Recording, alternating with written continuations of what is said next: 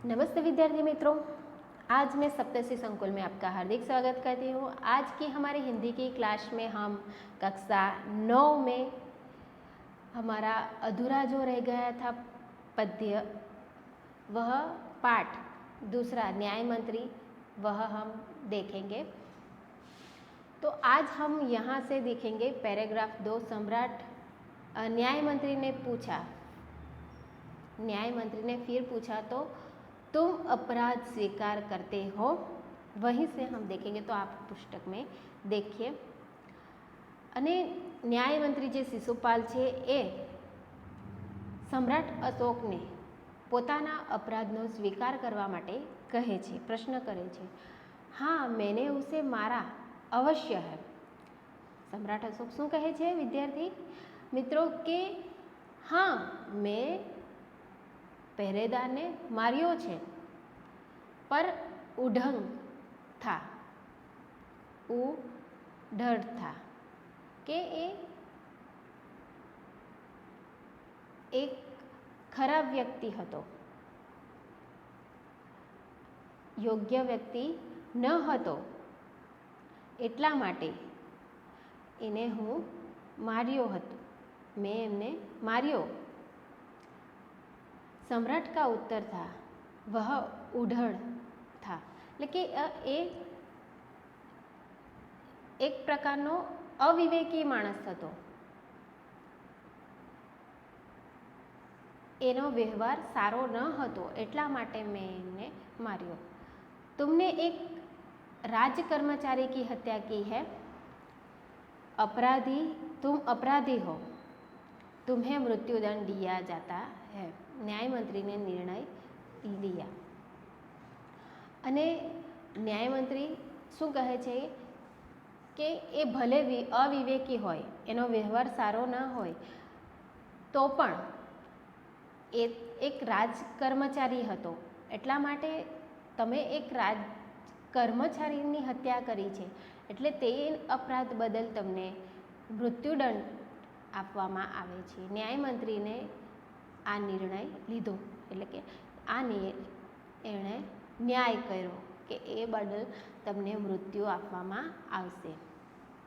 સભા મેં સન્નાટા છા ગયા, અને આખી સભા એકદમ સ્તબ્ધ થઈ ગઈ, શાંત થઈ ગઈ કે રાજાને મૃત્યુદંડ કઈ રીતે આપી શકે। न्याय मंत्री का निर्णय सुनकर सम्राट ने सिर झुका लिया।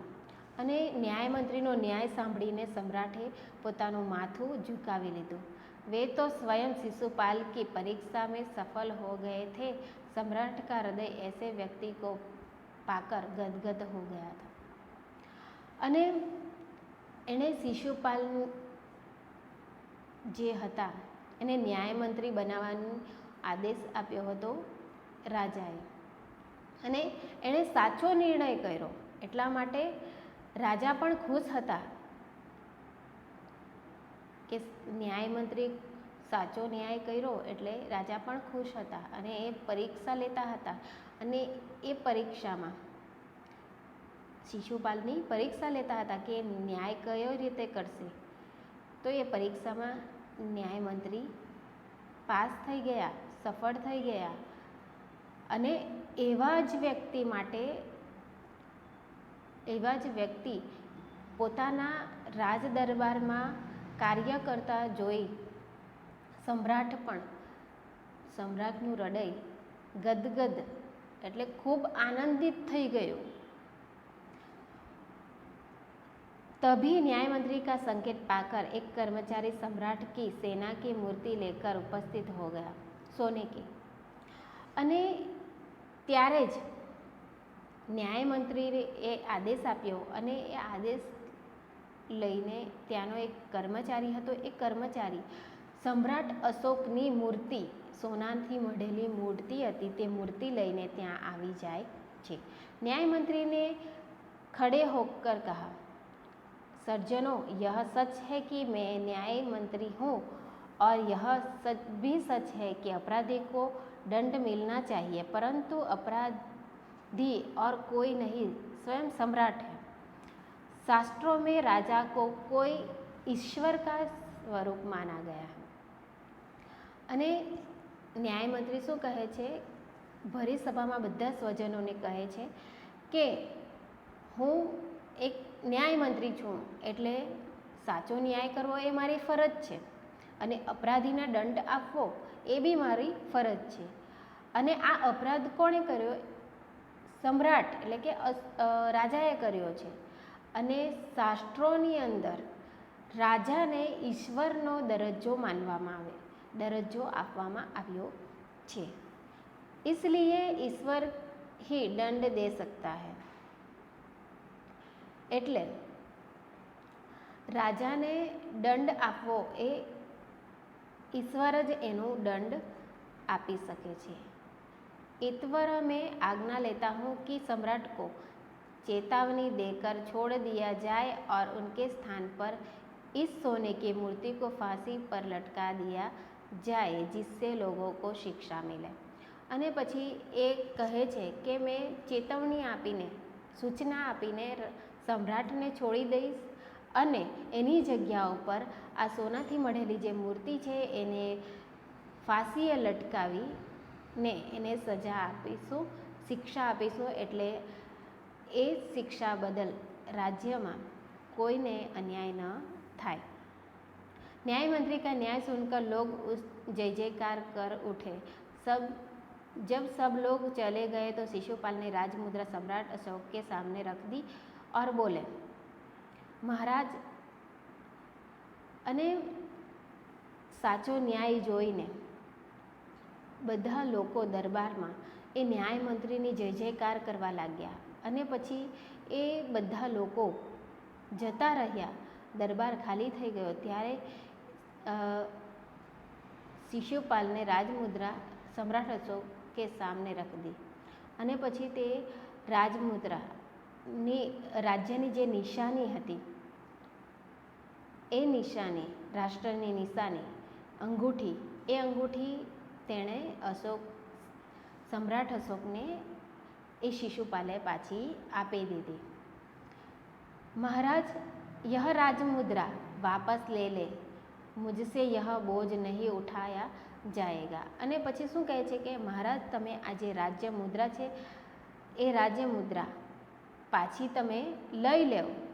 મારાથી આ રાષ્ટ્રનો જે ભાર છે, એની જે ફરજ છે એ મારાથી નહીં ઉઠાવી શકાય. अशोक ने सम्मान भरी दृष्टि से उनकी ओर देखते हुए गद कंठ से कहा, आपने मेरी आंखें खोल दी है. आपका साहस प्रशंसनीय है. यह बोझ आपके अतिरिक्त और कोई नहीं उठा सकता. न्याय मंत्री निरंतर हो गए. અને ન્યાયમંત્રી પછી શું કહે છે કે આ તમે રાષ્ટ્રની જે અંગૂઠી મને આપી છે તે તમે પાછા લઈ લો, હવે મારાથી એનો ભાર નહીં ઉઠાવી શકાય. ત્યારે સમ્રાટ અશોક શું કહે છે? સન્માનભરી દ્રષ્ટિ છે, એમને માન આપવાની દ્રષ્ટિથી જોઈને કહે છે અને ગદગદ આનંદના સ્વરમાં કહે છે કે તમે, શિશુપાલને કે તમે મારી આંખ ખોલી દીધી છે અને તમે પ્રશંસાના કાબિલ છો, તારીફને કાબિલ છો અને તમે મારી આંખ ખોલી દીધી છે કે રાજાએ કઈ રીતે ન્યાય લેવો જોઈએ. यह बोझ आपके अतिरिक्त और कोई नहीं उठा सकता है. અને કહે છે કે તમારા સિવાય આ ન્યાય મંત્રીનું જે પદ છે એ કોઈ પણ સંભાળી શકે એમ નથી. न्याय मंत्री निरंतर हो गए અને ન્યાય મંત્રી નિરુક્ત હો ગયે. એટલે કહે છે કે હવે તમે આ ન્યાય મંત્રીના પદ ઉપર નિયુક્ત થઈ ગયા છે, એટલે તમે જ રહેશો. તો આ જે ન્યાય મંત્રી છે એ પાઠ અહીંયા પૂર્ણ થાય છે. તો વિદ્યાર્થી મિત્રો, આ પાઠનું પઠન તમે ઘરે કરજો અને એના જે શબ્દાર્થ છે એ ઘરે નોટબુકમાં લખીને તેનો અભ્યાસ કરજો. ત્યાં સુધી જય હિન્દ, જય ભારત, અસ્તુ.